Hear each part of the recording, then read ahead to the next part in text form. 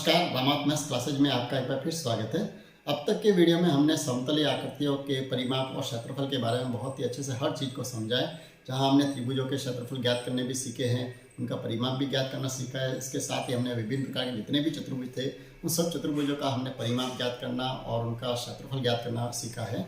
इसके साथ ही हमने व्रत पर आधारित जितने भी है, चाहे वो त्रिज्यखंड हो या व्रतखंड हो, व्रत पर आधारित अन्य जो भी प्रश्न थे उनको भी हमने बहुत ही अच्छे से हल किया है। तो जो साथी पहली बार इस चैनल के साथ जुड़े हैं या इस वीडियो को पहली बार देख रहे हैं, तो सबसे पहले तो मैं उनसे आग्रह करूंगा कि आप इस चैनल को एक बार सब्सक्राइब कर दीजिए। साथ ही जो बेल आइकन है आप उसको भी प्रेस कर दीजिए, क्योंकि रेट से संबंधित जो भी वीडियो बने हैं बहुत ही आपके उपयोगी सिद्ध होंगे ऐसी मैं आशा करता हूँ। तो आप उनसे कहीं भी वंचित नहीं होंगे। तो आप बेल आइकन को जरूर प्रेस करें ताकि उसका जो भी वीडियो अपलोड होगा तो उसका नोटिफिकेशन आपको समय पर मिल जाएगा। साथ ही अगर आपको वीडियो अच्छा लगे तो आप लाइक जरूर करें और अपने साथी के साथ इसे शेयर भी करें। ठीक है, तो आज का जो वीडियो है उसमें हम बात करने वाले हैं ठोस आकृतियों के बारे में। वैसे हमने समतलीय आकृतियों के बारे में तो बहुत ही अच्छे से समझा है। आज हम ठोस आकृतियों को बहुत ही अच्छे से समझेंगे, क्योंकि इस पे आधारित जो प्रश्न तो बिल्कुल सिंपल से ही आते हैं, क्योंकि सारे फॉर्मूलों पर आधारित है। जहाँ पर आपको संपूर्ण पृष्ठीय क्षेत्रफल है या वक्र पृष्ठीय क्षेत्रफल है या उसका आयतन ज्ञात करना ही होता है। तो अगर हमें फॉर्मूला याद हो तो हम प्रश्न को आसानी से कर सकते हैं। फिर भी हमें उनमें जो मेन जो समस्या आती है वो ये आती है कि ऐसे जो प्रश्न जो आपके कंपटीशन एग्जाम में जो दिखते हैं उन प्रश्नों में कहीं पर भी आपको ये लिखा हुआ नहीं मिलेगा कि जो भी आकृति दी हुई है तो उस आकृति का आपको संपूर्ण पृष्ठीय क्षेत्रफल ज्ञात करना है या उसका आयतन ज्ञात करना है या उसका वक्र पृष्ठीय क्षेत्रफल ज्ञात करना है। तो सबसे पहले तो हमारे दिमाग में ये चीज़ें होनी बहुत ज़रूरी है कि वास्तव में ये वक्र पृष्ठीय क्षेत्रफल क्या होता है या संपूर्ण पृष्ठीय क्षेत्रफल क्या होता है या आयत क्या होता है। तो आइए चलिए हम पहले सबसे पहले इस पर एक प्रकाश डाल देते हैं और उसके बाद में फिर हम घन और घनाभ पर आधारित जो मुख्य जो प्रश्न बनेंगे उन प्रश्नों को हम इस वीडियो में चर्चा करेंगे। तो आप कहीं भी इस वीडियो को स्किप नहीं करें और आप अपने साथ कॉपी और पेन लेके जरूर बैठें, ताकि आपको जो भी अच्छा लगे, जो आपको लगे कि नहीं इसे नोट करना चाहिए, तो आप उसे साथ ही साथ नोट भी करते रहें। चलिए तो एक बार हम ठोस आकृतियों को एक बार समझ लेते हैं। वास्तव में ठोस आकृतियाँ जो है उसे हम किसे कहेंगे, वो हम जो इसमें जो चर्चा करेंगे ठोस आकृतियाँ, वो हमारी ज्यामितीय ठोस जो आकृतियाँ हैं उनके बारे में हम चर्चा करने वाले हैं। तो ये भी आप दिमाग में रखें। तो जो पिछले वीडियो में हमने जो बात की थी वहाँ हमने जितने भी हमने परिमाप ज्ञात किए थे या क्षेत्रफल ज्ञात किए थे वो सारे हमने समतलीय जितनी भी आकृतियाँ थी उन आकृतियों का हमने परिमाप या क्षेत्रफल ज्ञात किया था। ठीक है, और समतलीय आकृतियाँ कौन सी होती है वो भी मैं आपको बहुत ही अच्छे से समझेगी। यानी जितने भी समतल धरातल पर स्थित जो भी आकृतियाँ बनती है सीधी रेखाओं से, उन आकृति को हम समतलीय आकृतियाँ कहते हैं। ठीक है, तो वहाँ पर तो हमें कोई विशेष दिक्कत नहीं। अब हम बात कर रहे हैं ठोस आकृतियों की। अब ठोस आकृतियाँ कौन सी होगी, यानी साइंस की भाषा में अगर हम इसको कहें कि समतलीय आकृति जो ये तो होती है द्विविमीय। क्या होती है? द्विविमीय। और ठोस आकृति जो होती है वो होती है त्रिविमीय। यानी इसमें तीन विमाएँ काम करती है। ठीक है, अब ये विमा क्या होती है, बिल्कुल सामान्य सा है, जो हम नापने की जो इकाई है, जैसे लंबाई है, चौड़ाई है या ऊंचाई है, ये तीन तरह की विमाएँ होती है। तो समतलीय आकृति में हमने जितने भी प्रश्न देखे हैं उसमें आपको केवल दो ही चीज़ें दिखाई दी है, जहाँ से या तो आकृति कितनी लंबी है या कितनी चौड़ी होती है। तो उसमें कहीं ऊंचाई उसमें नहीं दर्शाता है, लेकिन ठोस आकृति जितनी भी होगी उसकी ऊंचाई या दूसरे शब्दों उसको कहें तो गहराई, ये दो चीज़ आपको जरूर दर्शाई हुई होगी। तो वही आकृतियाँ जो होती है वो होती है ठोस आकृतियाँ, या जिसको हम कहें त्रिविमीय आकृतियाँ।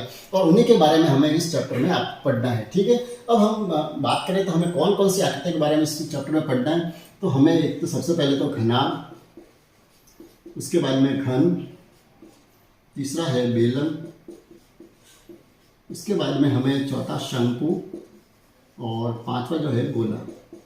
ये पांच जो त्रिविमीय आकृतियाँ जो है ये ठोस आकृतियाँ, इनके बारे में हमें इस चैप्टर में अच्छे से समझना है। इनका हम पृष्ठीय क्षेत्रफल भी ज्ञात करना सीखेंगे और इनका आयतन भी ज्ञात करना सीखेंगे। तो सबसे पहले मैं जो बात कह रहा था आपको कि आपके दिमाग में ये चीज़ होनी जरूरी है कि वास्तव में ये पृष्ठीय क्षेत्रफल क्या होता है या आयतन क्या होता है, क्योंकि जब तक हमारे दिमाग में ये क्लियर नहीं होगा, क्योंकि प्रश्नों में तो ऐसा आपके क्लियर लिखा हुआ नहीं आएगा कि जैसे एक आकृति दे दी, घन या घनाभ दे दिया, उसकी लंबाई चौड़ाई ऊंचाई दे दी और सीधा ये पूछे कि इसका पृष्ठीय क्षेत्रफल कितना होगा, क्योंकि ऐसे इतने सिंपल प्रश्न नहीं आएंगे।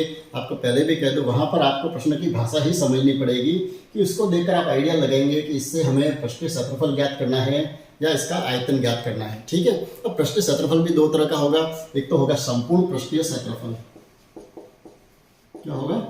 एक तो आपको शब्द मिलेगा संपूर्ण पृष्ठीय क्षेत्रफल और दूसरा जो मिलेगा वो मिलेगा वक्र पृष्ठीय क्षेत्रफल। ये दो चीजें हमें क्षेत्रफल के रूप में मिलेगी। तो हमें पहचान तो करनी होगी कि हमें इस प्रश्न में संपूर्ण पृष्ठीय क्षेत्रफल ज्ञात करना है या उसका वक्र पृष्ठीय क्षेत्रफल ज्ञात करना है, क्योंकि इनके बिना चाहे बोले हमें फॉर्मूले सारे याद हो लेकिन हम उसका सही उपयोग नहीं कर पाएंगे। चलिए, तो सबसे पहले तो हम समझते हैं कि पृष्ठीय क्षेत्रफल होता क्या है। तो सबसे पहले बात आती है पृष्ठ की। पृष्ठ क्या चीज होती है, ठीक है। जैसे हम बात करें अभी घन और घनाभ की चर्चा करें, जैसे हमारे सामने एक घनाभ है। घनाभ कैसी आकृति होगी? घनाभ ऐसी आकृति होगी जिसमें 3 विमाएं होनी चाहिए। लंबाई, जैसे ये बॉक्स की जो आकृति है इसकी लंबाई है, इसकी चौड़ाई भी है और साथ में इसकी क्या है, ऊंचाई। तो इस तरह की जो आकृति होगी उसे हम कहेंगे घनाभ। क्या कहेंगे उसे? घनाभ। और घन कौन सी आकृति होगी? बिल्कुल ऐसी ही आकृति, लेकिन जिसकी सभी भुजाएं कैसी होनी चाहिए? बराबर। यानी कहने का तात्पर्य जिसकी लंबाई, चौड़ाई और ऊंचाई तीनों ही चीज अगर बराबर हो तो उसे हम कहेंगे घन। ये तो है घनाभ और ये है घन, ठीक है। ये दो आकृतियों की हम पहले चर्चा कर लेते हैं। अब इसमें सबसे पहले तो बात आती है कि इसका संपूर्ण पृष्ठ इसमें कौन सा होगा? इसकी जो एक सतह है, जैसे इसकी अपन ये सतह ले लें तो ये इसका एक पृष्ठ कहलाएगा, ठीक है। इसी तरह से दूसरी जो सतह है ये दूसरा पृष्ठ, ये तीसरा पृष्ठ, इसके पीछे वाला चौथा पृष्ठ, इधर वाला पांचवा पृष्ठ और नीचे वाला छठा पृष्ठ। तो घन या घनाभ में कितने पृष्ठ होते हैं? कुल मिलाकर 6 पृष्ठ होते हैं, या इसको 6 सतह भी कह सकते हैं। तो हमारे दिमाग सबसे पहले ये पृष्ठ चीज होनी जरूरी है कि वास्तव में पृष्ठ क्या होता है। तो जितने भी सतह है उन सतह को क्या कहता है? पृष्ठ। अब हमें अगर संपूर्ण पृष्ठीय क्षेत्रफल ज्ञात करना है, इसका अर्थ हुआ जैसे हम घनाभ को ले तो इसके जितने भी पृष्ठ है कुल मिलाकर इसके कितने पृष्ठ है? 6। तो इन 6 पृष्ठों का हम जब क्षेत्रफल ज्ञात करेंगे, जैसे ये एक पृष्ठ है, इस पृष्ठ ये पृष्ठ कैसा है? जैसे आयताकार, इस आयताकार पृष्ठ का क्षेत्रफल हम ज्ञात करें जैसे लंबाई गुणा चौड़ाई। इसी तरह से इस पृष्ठ का करें तो चौड़ाई गुणा ऊंचाई, इस पृष्ठ का करें तो यहाँ पर भी लंबाई गुणा चौड़ाई। इस तरह से हम सभी को अगर जोड़े तो हमें इस घनाभ का संपूर्ण पृष्ठीय क्षेत्रफल ज्ञात हो जाएगा, ठीक है। तो ये तो होता है संपूर्ण पृष्ठीय क्षेत्रफल जब हम इनकी केवल पृष्ठ की ही बात करें, ठीक है। अब बात आती है वक्र पृष्ठीय क्षेत्रफल क्या होता है, ठीक है।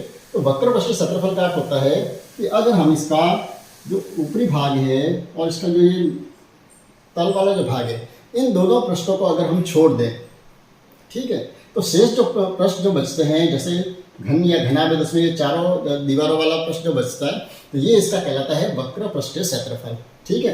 ये ज़्यादातर जो यूज होगा वो कहाँ पर यूज होगा? जैसे बेलन, शंकु, इन दोनों आकृतियों में वक्र पृष्ठीय क्षेत्रफल ज़्यादा यूज होगा। जैसे बेलन की जो आकृति है वो कुछ इस तरह की होती है, जैसे ये बेलन, ठीक है।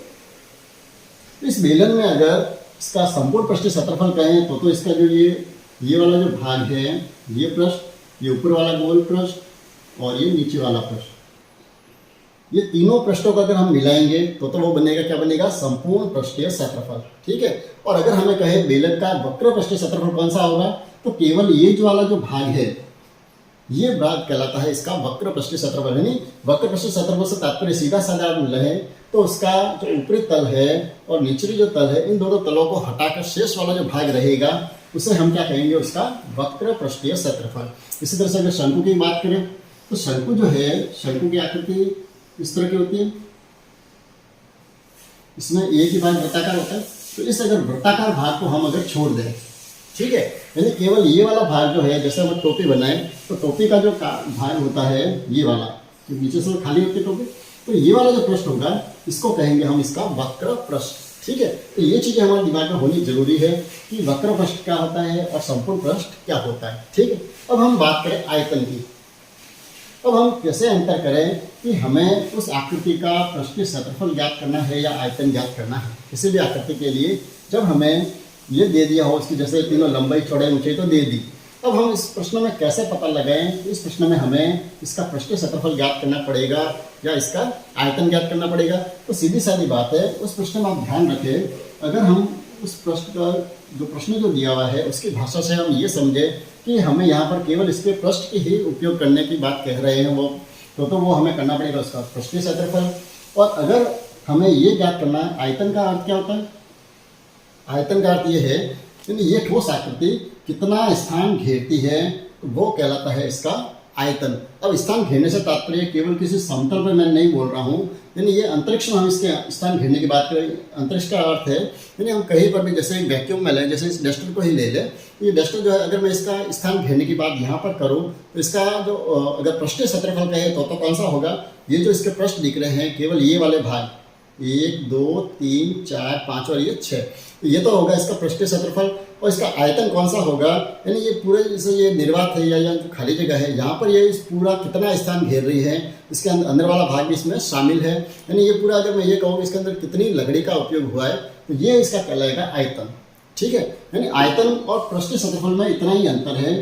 ध्यान रखें, पृष्ठीय क्षेत्रफल से अर्थ है केवल जब इनके पृष्ठों का ही उपयोग किया जाए तो वो होगा इसका पृष्ठीय क्षेत्रफल। और आयतन कौन सा होगा, जब ये पूछा जाए कि ये आकृति जो है वो कितना स्थान घेर रही है या इसके अंदर हम कितनी चीज कोई भर सकते हैं।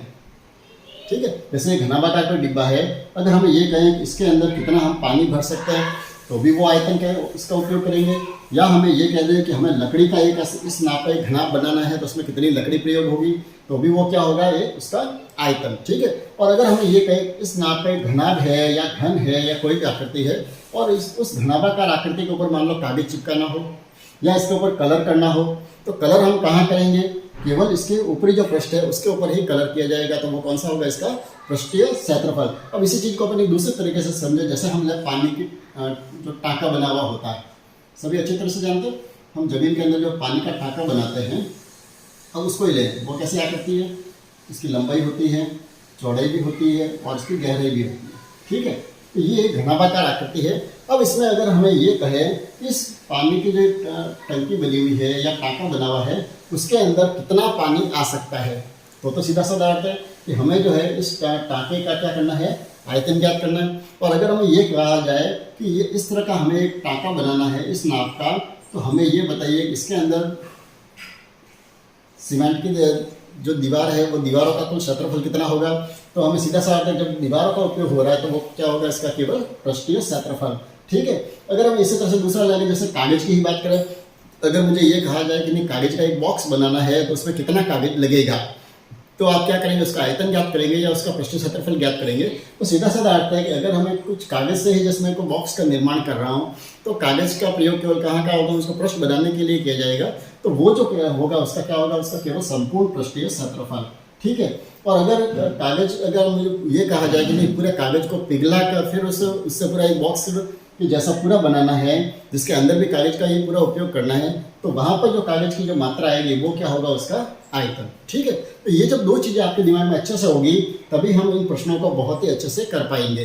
अन्यथा क्या होगा कि प्रश्नों की भाषा तो ऐसी होगी जहाँ हम उसको समझ ही नहीं पाएंगे और हम क्या करेंगे, कहीं पृष्ठीय क्षेत्रफल का उपयोग करेंगे और कहीं आप आयतन का उपयोग करेंगे, तो आपके प्रश्न कैसे हो सकते हैं, गलत। ठीक है, अब इसी तरह से अगर मान लो कहीं ऐसा है जैसे लोहे का कोई घनाभ दे दिया कि लोहे का एक घनाभ है, इसको पिघला कर आपको इससे छोटे छोटे जैसे गोले बनाना, तो आपको ये बताना इसमें से कितने गोले बन सकते हैं इस लोहे के जो घनाभ दिया हुआ उससे। तो ये ऐसे जो प्रश्न आते हैं जिसमें ये क्योंकि लोहा तो पूरा भरा हुआ होगा इसके अंदर, तो इसको जब पिघलाएंगे तो उससे जो नई जो आकृति बनेगी, तो हमें इसमें क्या करना पड़ेगा, हमें इनके आयतन ज्ञात करने पड़ेंगे। ठीक है, वैसे बहुत ही ज़्यादा स्पष्ट जब अपन प्रश्नों को जब करेंगे उस समय मैं उनको बहुत ही अच्छे से आपको और समझा दूंगा, क्योंकि जब बेसिक रूप से तो अपने दिमाग में एक बार ये चीज़ होनी चाहिए कि भाई पृष्ठीय क्षेत्रफल क्या होता है और आयतन क्या होता है। आगे बढ़ते हैं और घन और घनाभ के बारे में आज थोड़ी सी अच्छे से चर्चा कर लेते हैं। उसके बाद में नेक्स्ट वीडियो में हम आगे बेलन है, शंकु है या जो गोला है उसके बारे में हम अच्छे से चर्चा करेंगे। चलिए, तो घन और घनाभ के अंदर सबसे पहले तो हम फॉर्मूलों को थोड़ा सा देख लेते हैं। वैसे कोई ज़्यादा ऐसे कोई विशेष फॉर्मूले भी नहीं है।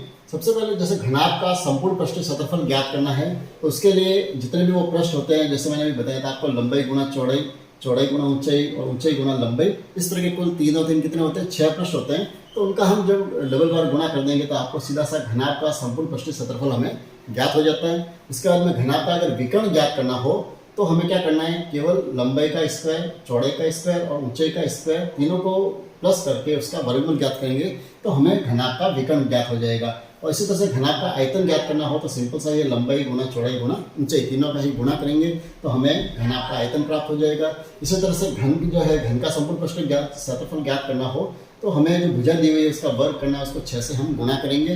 इसी तरह से घन का विकर्ण ज्ञात करना हो तो हम क्या करेंगे, √3 और भुजा का हम गुणा कर देंगे और घन का जो आयतन है तो भुजा का क्यूब कर देंगे। ठीक है, यानी बहुत ही सिंपल से जो फॉर्मूला है, तो ज़्यादा मैंने इसको लिखने में या समझाने में ज़्यादा समय आपका वेस्ट नहीं किया, क्योंकि इसमें समझाने में मुझे भी कुछ नहीं लग रहा कि ऐसा कुछ हो दिक्कत जिसको आपको समझने में कहीं भी दिक्कत है। हाँ, घन का विकर्ण या घनाभ का जो विकर्ण है उसको आपको थोड़ा सा समझना चाहिए। विकर्ण की जो बात हो रही है वो विकर्ण कौन सा होता है।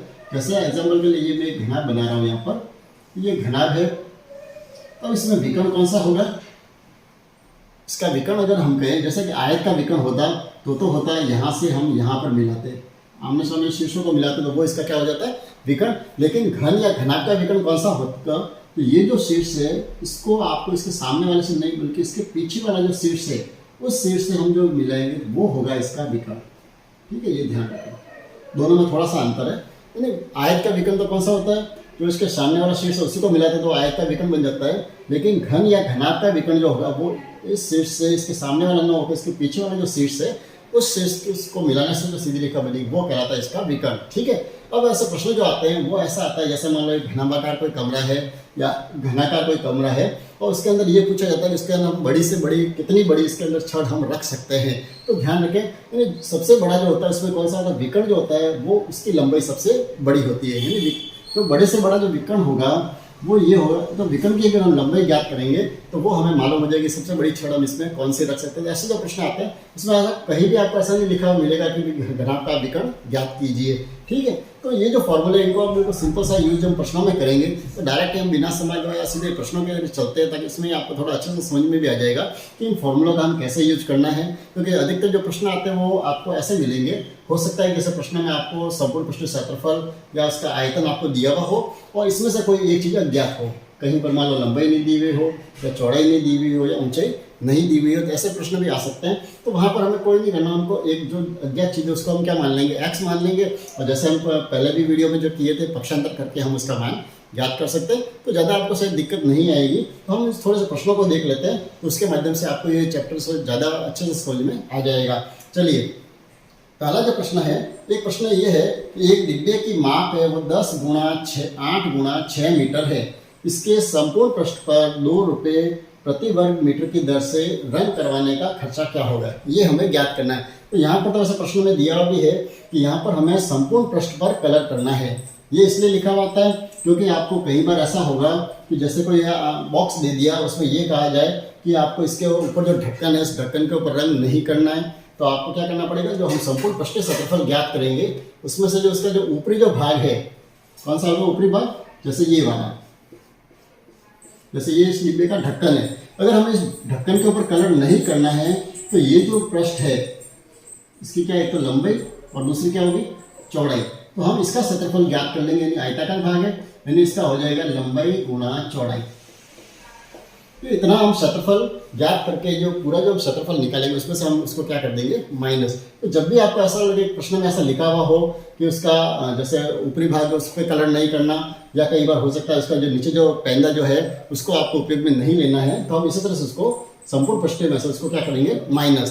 तो ये प्रश्न में आपको जरूर लिखा हुआ मिलेगा कि आपको संपूर्ण पृष्ठ पर इसका उपयोग लेना है या उसके कुछ पृष्ठों को ही उपयोग में लेना है। ठीक है, तो इस प्रश्न में हमें कहाँ पर कलर करना है, उसके संपूर्ण पृष्ठ पर। तो सबसे पहले तो हम ये करेंगे, इस डिब्बे की जो माप जो दी हुई है वो कैसे दी हुई है, 10 × 8 × 6।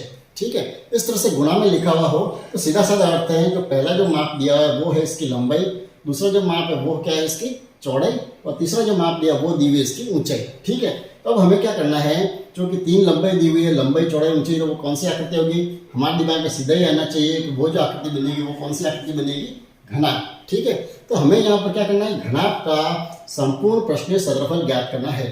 तो हम क्या करेंगे, घनाभ का संपूर्ण पृष्ठीय क्षेत्रफल ज्ञात करने के लिए क्या करना है हमें, सबसे पहले हम लिखेंगे 2 गुणा, सबसे पहले तो हमें लंबाई और चौड़ाई का गुणा करना है। तो लंबाई तो कितनी है 10 और चौड़ाई है 8, प्लस चौड़ाई गुणा ऊंचाई, तो चौड़ाई कितनी है 8 × 6, प्लस ऊंचाई गुणा लंबाई, ऊंचाई 6 और लंबाई हो जाएगी 10। इनको हम करेंगे गुणा। ठीक है, बहुत ही सिंपल सा प्रश्न है, क्यों फॉर्मूले बड़े दिखते हैं, वैसे करने में सिंपल है। 10 का 8 से गुणा कर दिया 80, 8 का 6 से गुना कर दिया 8 6 48 और 6 का 10 से गुना कर दिया 60। ठीक है, अब इनको एक बार पहले ब्रैकेट को आप जोड़ दीजिए। कहीं भी ध्यान रखें ब्रैकेट में आप 2 का कहीं गुणा इस पहले नहीं करें, पहले इनको आपको जो अंदर की जो क्रिया उसी को पूरा करना पड़ेगा। तो पहले ये कितने हो गए 8 6 और 4 10, 10 और 8 कितने हो गए 18। ठीक है, अब इसको 2 से गुणा कर दीजिए। 8 दूनी 16 हासिल 1, 8 दूनी 16 और 1 17 हासिल 1, 2 एकम 2 और 1 3। अब यहाँ पर भी बात वही आती है क्योंकि ये क्या है हमारे पास क्षेत्रफल है, तो उसकी इकाई जो होगी वो कैसे होगी वर्ग मीटर में। ठीक है, तो इसका आंसर क्या आ जाएगा, कितना आ जाएगा 376 वर्ग मीटर। ठीक, अब हमें यहाँ पर रंग करवाने का खर्चा पूछा है। अब रंग करने का खर्चा क्या दिया हुआ है 2 रुपये प्रति वर्ग किलोमीटर, सॉरी वर्ग मीटर। तो हमें जो पृष्ठ क्षेत्रफल वो कितना है 376 मीटर।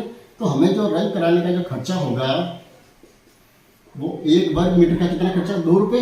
तो हम इसको 2 रुपये से गुणा कर देंगे। 6 दूनी 12 हासिल 1, 7 दूनी 14 और 1 15 हासिल 1, 3 दूनी 6 और 1 7, यानी 752 रुपये इसका क्या आ जाएगा आंसर। ठीक है, दूसरे प्रश्न की तरफ बढ़ते हैं। दूसरा प्रश्न है एक घनाभ की माप 20 मीटर गुणा 10 मीटर गुणा 8 मीटर है, तो इसमें 4 मीटर माप के कितने घनाकार डिब्बे रखे जा सकते हैं। ठीक है, इस तरह का जो प्रश्न है। अब यहाँ पर हमें क्या करना है घनाभ दिया हुआ है और उसके अंदर हमें क्या करना है 4 मीटर के जो वर्गाकार डिब्बे है वो कितने डिब्बे उसके अंदर आ सकते हैं। तो जब भी हमें एक चीज़ के अंदर आपको दूसरी चीज़ के अंदर भरनी हो या हमको ये पता लगाना हो कि ये जो माप है इस माप का जो घनाभार जो डिब्बा है उस डिब्बे में ये कितने डिब्बे आ सकते हैं, तब हमें क्या करना पड़ेगा ऐसे प्रश्नों में आपको ध्यान रखें हमको ऐसे प्रश्नों में आयतन का ही उपयोग करना पड़ेगा। यानी हमें पहले घनाभ का आयतन निकालना है कि इसका आयतन कितना है, यानी उसके अंदर कितनी चीज़ें हम रख सकते हैं, और साथ ही हमें ये पता लगाना पड़ेगा कि एक घना का जो डिब्बा है वो उसमें कितना स्थान घेरेगा। ठीक है, तो ऐसे प्रश्नों को जो एग्जाम में करना हो तो वहाँ पर आप क्या करें, आप दोनों का ही ऐसे अलग अलग आयतन आप ज्ञात नहीं करें, हम सीधे क्या करेंगे हम घनाकार जो डिब्बों की संख्या है उसको आप सीधे ही ज्ञात कर सकते हैं। कैसे करेंगे, जब भी हमें ऐसे डिब्बों की संख्या ज्ञात करनी है तो हमें किस में भरना है डिब्बे सारे घनाभ वाले, तो हम ऊपर तो लिख देंगे घनाभ का आयतन। ठीक है, घनाभ का आयतन जो है उसे तो आप ऊपर लिख दीजिए, जो बड़ा आयतन है उसको आप ऊपर लिख दिए, और नीचे क्या लिखेंगे हम एक घनाकार जो डिब्बा है उस घन का आयतन हम नीचे लिखेंगे। ठीक है, और फिर हम उनका भाग देंगे तो हमें मालूम पड़ जाएगा कि इसमें हम कितने डिब्बे रख सकते हैं। और घनाभ का आयतन का क्या फॉर्मूला है, घनाभ का आयतन क्या करेगा सिंपल सा है लंबाई गुणा चौड़ाई गुणा ऊंचाई। तो यहाँ पर हमें लंबाई चौड़ाई ऊंचाई तीनों दी हुई है तो हम यहाँ सीधा लिख देंगे लंबाई गुणा चौड़ाई गुणा ऊंचाई। ठीक है, इनका गुणा करने की आपको कहीं भी आवश्यकता नहीं है कि गुणा करोगे फालतू की संख्या बड़ी बनेगी और फिर हम भाग देंगे तो समय हमारा नष्ट होगा। ठीक, अब घन का आयतन ज्ञात करना है तो घन का आयतन कैसे ज्ञात करेंगे, हमें घन का आयतन के लिए भुजा क्यूब यानी भुजा का 3 बार गुणा करना है। तो भुजा कितनी दी हुई है 4, तो हम 4 का 3 बार गुणा कर देंगे 4 गुणा 4 गुणा 4। इससे हमें क्या होगा आसानी होगी, हम प्रश्नों को जल्दी हल करोगे। 4 एकम 4, 4 पंजे 20, 4 एकम 4, 4 दूनी 8, इसके बाद में 2 एकम 2, 2 दूनी 4, 2 एकम 2, 5 दूनी 10, यानी कितने आगे सिंपल सा है। इसके कितने डिब्बे चाहिए हमको 25 डिब्बे, ये आ जाएगा इसका सिंपल सा आंसर। अगले प्रश्न की तरफ बढ़ते हैं। तीसरा प्रश्न है एक घनाकार कमरे की माप 20 मीटर है तो इसमें रखे जा सकने वाले बांस की अधिकतम माप क्या होगी। यानी ये जो प्रश्न है बिल्कुल सिंपल है, जैसा आपने पहले भी देखा था कि जब भी हमें इस तरह के कमरा दिया हुआ है उसमें ये पूछा जाए कि इसमें अधिकतम माप की जो बांस है वो कौन सी रखी जा सकती है। तो सिंपल है, इसमें हमें क्या देखना है सीधा साधा है कि हमें इसमें विकर्ण की लंबाई ज्ञात करनी पड़ेगी, क्योंकि विकर्ण की लंबाई वही होगा इसका अधिकतम माप वाला बांस इसमें आ सकता है। तो घन का विकर्ण ज्ञात करने का फॉर्मूला क्या है, सिंपल सा है √3 इंटू भुजा लिखनी है। ठीक है, इसलिए मैंने इसके लिए ज़्यादा जगह भी नहीं छोड़ी है, तो हम क्या लिखेंगे √3 और इंटू इसका माप क्या दिया हुआ है 20। तो हम सीधा सा इसका जो आंसर आएगा कितना आ जाएगा 20√3। ठीक है, तो बहुत ही सिंपल सा प्रश्न है, लेकिन फिर भी ऐसा प्रश्न आता है जब इसलिए इसको बोर्ड पे दिया है। अगला जो प्रश्न है वो बहुत ही अच्छा प्रश्न है। एक प्रश्न है किसी घनाभ की भुजाओं का अनुपात दिया हुआ है 3:2:1 और इसका पृष्ठीय क्षेत्रफल भी दिया हुआ है साथ में 88 वर्ग सेंटीमीटर। तो हमें इस घनाभ का आयतन ज्ञात करना है। ठीक है, ऐसे प्रश्न हमारे कंप्यूटर एग्जाम में बहुत ही ज्यादा दिखते हैं। तो आप ऐसे प्रश्नों को हम कैसे करेंगे, जब भी हमें भुजाओं का अनुपात दिया हुआ हो तो पहला काम तो हम करेंगे इस भुजाओं को हम सपोज करेंगे। ठीक है, यानी हम ये मानेंगे भुजाएं जो है, जैसे लंबाई है, लंबाई तो हम मान लेते हैं इसमें 3x, चौड़ाई 2x और ऊंचाई हम मान लेंगे x। ठीक है, तो इसका अनुपात जो दिया 3:2:1 दिया हुआ है, तो हम तीनों को ही साथ में x मान के इसका अनुपात हम निर्धारित करेंगे। जैसे 3 अनुपात है तो उसका 3x लिख दिया, 2 अनुपात दिया हुआ है तो उसका 2x लिख दिया, और अनुपात 1 है तो उसका क्या लिख दिया, x। ठीक है, अब हमें क्या करना है, इसका संपूर्ण पृष्ठीय क्षेत्रफल दिया हुआ है तो हम इसी फॉर्मूले का उपयोग करेंगे। क्या है यह आकृति, घनाभ, तो घनाभ का संपूर्ण पृष्ठीय क्षेत्रफल कितना दिया हुआ है, इसका जो फॉर्मूला है उस फॉर्मूले से हमें करना पड़ेगा। ये दिया हुआ कितना है, 88 वर्ग सेंटीमीटर। ठीक है, तो अब हमें क्या करना है, अब इसका हम उपयोग करेंगे। तो इसको हम कैसे ज्ञात करेंगे, इसको आप एक बार समझिए। ये जो दिया हुआ है, जैसे घनाभ का संपूर्ण पृष्ठीय क्षेत्रफल दिया हुआ है, यही से ये प्रश्न हमको आगे ले जाएगा। और हमें सबसे पहले इसमें क्या करना पड़ेगा, इसकी लंबाई, चौड़ाई और जो ऊंचाई है उसको हम करेंगे ज्ञात। ठीक है, और ये होने के बाद फिर हम उसका आयतन ज्ञात करेंगे। तो ऐसे प्रश्न वहाँ आपको एग्जाम में जरूर दिखेंगे, क्योंकि बिल्कुल सिंपल प्रश्न तो शायद नहीं आएंगे कि आपको बिल्कुल सीधा सा दे दिया जाए कि आप इसका आयतन या पृष्ठीय क्षेत्रफल ज्ञात कीजिए। ठीक है, तो अब यहाँ पर फॉर्मूला ये संपूर्ण पृष्ठीय क्षेत्रफल कितना दिया हुआ है, 88।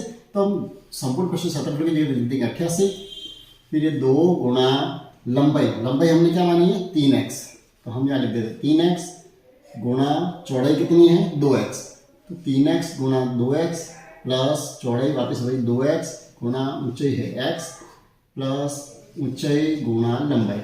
ठीक है, तो पहला काम हमने ये कर दिया। अब देखिए इसको थोड़ा सॉल्व कर देते हैं। 88 बराबर 2 गुणा, यहाँ गुणा कीजिए, 3 का 2 से गुणा कर दिया 6, x का x से गुणा कर दिया x स्क्वायर, प्लस 2 का 2, x का x से कर दिया x स्क्वायर, प्लस यहाँ पर हुए 3x स्क्वायर। ठीक है, अब है 88 बराबर 2 गुणा, अब इनको देखिए सारे x स्क्वायर है, इनको हम जोड़ देते हैं। 6 और 2 कितने हो गए 8, 8 और 3 हो गए 11x स्क्वायर। ठीक है, अब इसको थोड़ा और सॉल्व कर दीजिए, 2 से इसको गुणा कर देते हैं, 11 दूनी 22 x घात 2। ठीक है, अब 22 का कर दीजिए पक्षांतर, गुणा में है तो यहाँ कहाँ आ जाएंगे भाग में, तो ये हो गए 22 चौके 88, एक्स स्क्वायर कितना आया 4। तो अब x की जो वैल्यू आएगी वो कितनी आएगी, x जो होगा जब स्क्वायर हटाते हैं तो यहाँ क्या आता है वर्गमूल, और 4 का वर्गमूल होता है 2, तो 2 जो आ जाएगा वो आ जाएगा इसका आंसर किसका, x का। अब हमें क्या करना, हमने जो लंबाई जो मानी थी, लंबाई कितनी मानी थी हमने 3x। ठीक है, तो लंबाई जो होगी वो कितनी होगी, इस 3x की जगह हम x की जगह इसकी वैल्यू रखेंगे। ठीक है, ये है 3, x की वैल्यू कितनी आई है 2, तो यहाँ हमने लिख दिया 2, यानी ये हो गया 3 दूनी 6, चौड़ाई कितनी होगी 2x यानी 2 दूनी 4, और ये कितना है x यानी 2। सारी किसमें दिया हुआ है सेंटीमीटर में, तो ये सारी चीजें हो जाएगी सेंटीमीटर, सेंटीमीटर और सेंटीमीटर। ठीक है, यानी इतना काम करने के बाद अब हमें इसमें पूछा क्या है, इसका हमें आयतन ज्ञात करना है। तो अब हम आयतन का फॉर्मूला हमें लगाना पड़ेगा। तो घनाभ का आयतन का फॉर्मूला क्या है, सिंपल सा है, लंबाई गुणा चौड़ाई गुणा ऊंचाई। ठीक है, तो अब लंबाई कितनी है 6, चौड़ाई है 4 सेमी और ऊंचाई कितनी है 2 सेमी, तीनों का गुणा कर दीजिए, 6 24, 24 दूनी 48। अब यहाँ पर आपकी ये बात आती है कि जब हम क्षेत्रफल लिखते हैं, क्षेत्रफल की इकाई जो लिखते हैं वो किस में लिखते हैं हम वर्ग में, और घना आयतन जब भी लिखना हो तो उसकी जो इकाई होती है वो हमेशा घन में लिखी जाती है। क्या होगा, घन सेमी, ये आप ध्यान रखें।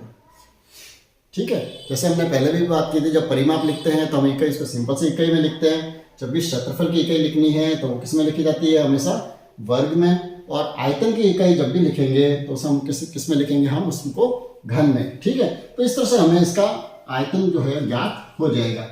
लास्ट प्रश्न है आज का, उसमें हम बात करेंगे। एक प्रश्न है, धातु के 3 ठोस घन जिसकी भुजाएं 6 सेमी, 8 सेमी और 10 सेमी है, इनको पिघलाकर एक नए ठोस घन के रूप में ढाला जाता है, तो नए घन की भुजा ज्ञात करनी है। ठीक है, ऐसा ही प्रश्न है। इसमें हम करना क्या है, हमारे पास 3 घन है, उनकी भुजाएं भी दी हुई है और तीनों को हम क्या कर रहे हैं पिघला रहे हैं, तो हमें यहाँ पर तीनों ही घनों का क्या चाहिए आयतन। क्या चाहिएगा हमें, तीनों ही घनों का हम आयतन ज्ञात करेंगे, और आयतनों तीनों को हम जोड़ देंगे तो वो क्या बन जाएगा, नया जो घन होगा उसका क्या बनेगा आयतन। ठीक है, अब आयतन का क्या फॉर्मूला, घन का आयतन ज्ञात करने का फॉर्मूला सिंपल सा ही है, भुजा क्यूब। हमें भुजा को 3 बार गुणा करना। तो पहले घन जो है उसका आयतन क्या होगा, 6 उसकी भुजा दी हुई है, तो पहले का आयतन तो हो जाएगा 6 का क्यूब, ठीक है। दूसरा जो घन है उसकी भुजा कितनी है 8, तो उसका आयतन हो जाएगा 8 का क्यूब। और तीसरा जो घन है वो है 10 सेमी का, तो उसका आयतन हो जाएगा 10 का क्यूब। इन तीनों को मिलाएंगे तो ये क्या होगा, नए घन का आयतन हो जाएगा। क्या हो जाएगा, नए घन का आयतन। अब हम इसको पहले तो ज्ञात कर लेते हैं। देखो 6 की घात 3 का अर्थ क्या होगा, 6 गुणा 6 गुणा 6। आपको 6 को 3 बार गुणा करना है। इसी तरह से 8 की घात 3 का अर्थ क्या होगा, आपको कहीं भी ध्यान रखें, आप कहीं भी 8 और 3 का गुणा ना कर दे, आपके प्रश्न में गलत हो सकता है। आपको क्या करना है, घात का अर्थ होता है उसको 3 बार गुणा करना है, ठीक है। नए घन का आयतन का फॉर्मूला तो वही रहेगा, भुजा घात 3, ठीक है। अब इसको गुणा कर दीजिए, 6 का 6 से गुणा कर दिया 36, 36 को आप 6 से गुणा कर दीजिए, बहुत ही सिंपल तरीके से। 6 6 36, 3 6 18 और 3 21, कितने हो गए 216।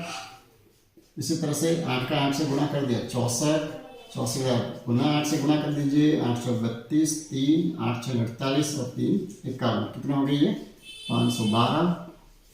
और 10 का 10 से गुणा कर दिया 100, 100 का 10 से गुणा कर दिया 1000, ठीक है। तो ये आ गई नए घन की आयतन, हमें इससे ज्ञात हो जाएगा। अब इनके प्लस कर देते हैं, 6 6 और 2 कितने हो गए 8। इसके बाद आगे बढ़ो 1 1 और 1 2, 2 और 5 कितने हो गए 7 और 1, 1728। ये आ गया इसका आयतन, यानी भुजा घात 3 है ये। तो हमें क्या करनी है, इसकी भुजा ज्ञात करनी है। तो क्या करेंगे हम, जैसे वर्ग होता है तो हम यहाँ वर्गमूल आता है, तो घन है तो यहाँ क्या आ जाएगा इसका घनमूल। अब इसका घनमूल कैसे ज्ञात करेंगे, घनमूल ज्ञात करने के लिए वही हम बिल्कुल सिंपल सा ही काम करेंगे। इसके हम अभाज्य गुणनखंड करेंगे, ठीक है। सबसे पहले 2 का भाग दे दीजिए, कितने हो गए 8 दूनी 16, 6 दूनी 12, 4 दूनी 8। वापस 2 का भाग लिया 4 3 2, वापस 2 का भाग लिया 2 2 एकम 2 6, वापस 2 का भाग लिया 2 0 8, ठीक है। वापस 2 का भाग दे दिया 54, वापस 2 का भाग दे दिया 27, वापस 3 का भाग दिया 9 या 27, 3 का भाग दिया 3 और 3 का भाग दिया 1, ठीक है। ये हो गए इसके अभाज्य गुणनखंड। अब हमें क्या करना है, इसका घनमूल ज्ञात करना है। जैसे वर्गमूल ज्ञात करना हो तब तो हम क्या करते हैं, 2 2 के जोड़े बनाते हैं, ठीक है। जब हमें घनमूल ज्ञात करना हो तो हम समान रूप से 3 3 के जोड़े बनाएंगे। जैसे ये 2 2 और 2, तो इसमें से हम 1 2 को यूज कर लेंगे, 2 2 और 2, इनमें से हम 1 2 को यूज करेंगे, और 3 3 और 3, इसमें से हम 3 को यूज करेंगे। यानी जो इसका जो घनमूल होगा वो क्या हो जाएगा, 2 गुणा 2 गुणा 3। तो ये आ जाएगी नए घन की भुजा, कितनी हो जाएगी 2 दूनी 4, 4 3 12। तो 12 सेमी जो होगी वो नए घन की भुजा हो जाएगी। तो इस तरह से हमारे जो प्रश्न आते हैं तो उनको आप बहुत ही सरल तरीके से सारी चीज़ों का आप करें तो आपको कहीं भी प्रश्न गलत नहीं होंगे। हाँ, ज़्यादा शॉर्टकट की तरफ आप मत दौड़ना। मैं पहले भी कहता हूँ, आप बिल्कुल आसानी से जब सिस्टमेटिक रूप से करेंगे तो आधा मिनट आपको सही ज़्यादा लग सकता है, लेकिन आपका प्रश्न कहीं भी गलत नहीं होगा। तो आशा करूँगा इस वीडियो में मैंने बहुत ही सरल तरीके से आपको हर चीज़ समझाई है। फिर भी आपको कहीं भी दिक्कत होती है तो मैं हमेशा ही कहता हूँ आप कमेंट्स में ज़रूर लिखें, ताकि आपकी जो भी समस्या होगी तो हम अगले वीडियो में उसको आप समाधान कर देंगे। तो मिलते हैं अगले वीडियो में। हम शंकु और जो बेलन है उसके बारे में इसी तरह से पृष्ठ क्षेत्रफल और उनके आयतनों के बारे में हम चर्चा करेंगे। तो बने रहिए चैनल के साथ और करते रहिए अभ्यास और देखते रहिए वीडियो। धन्यवाद।